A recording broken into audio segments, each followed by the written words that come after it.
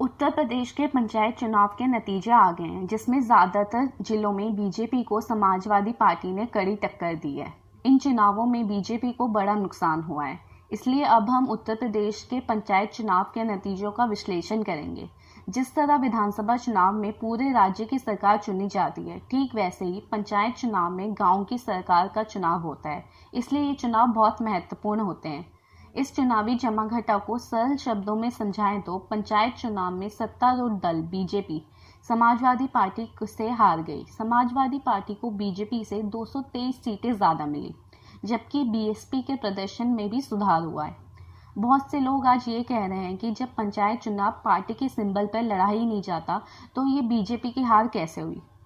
तो इसके दो कारण हैं। पहला कारण ये है कि बीजेपी ने जिला पंचायत के लिए अपने उम्मीदवारों को समर्थन दिया था और उनकी सूची भी इसलिए जारी की थी ताकि लोग उन्हें वोट दें।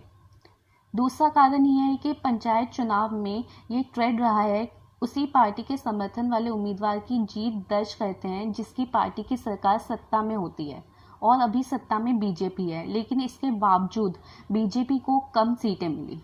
ये नतीजे इसलिए महत्वपूर्ण हैं क्योंकि वर्ष 2022 में यानी अगले साल उत्तर प्रदेश के विधानसभा चुनाव होने हैं।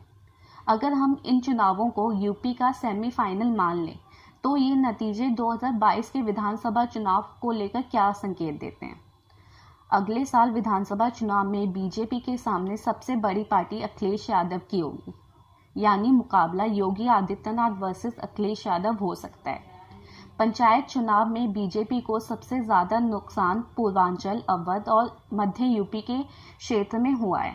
ये वह इलाके हैं जहां बीजेपी का काफ़ी प्रभाव है और ज़्यादातर सीटों पर बीजेपी के सांसद और विधायक हैं, लेकिन मौजूदा नतीजों के बाद इलाकों में बीजेपी को समाजवादी पार्टी से काफ़ी टक्कर मिल सकती है। बीजेपी की हार का बड़ा कारण है गांव के लोगों का उनके प्रति बदलता रुझान, जिसका फ़ायदा समाजवादी पार्टी ने उठाया।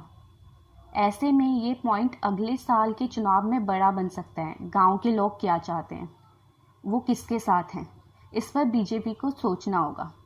जिला पंचायत चुनाव और विधानसभा चुनाव में काफ़ी अंतर होता है, मुद्दे अलग होते हैं और सबसे बड़ी बात, पार्टियां सीधे तौर पर आमने सामने होती हैं, वो भी अपने सिंबल के साथ। इसलिए ऐसा नहीं है कि जो अभी हुआ है वो अगले साल भी हो सकता है। हाँ, ये ज़रूर कह सकते हैं पंचायत चुनाव के नतीजे कुछ संकेत ज़रूर दे रहे हैं।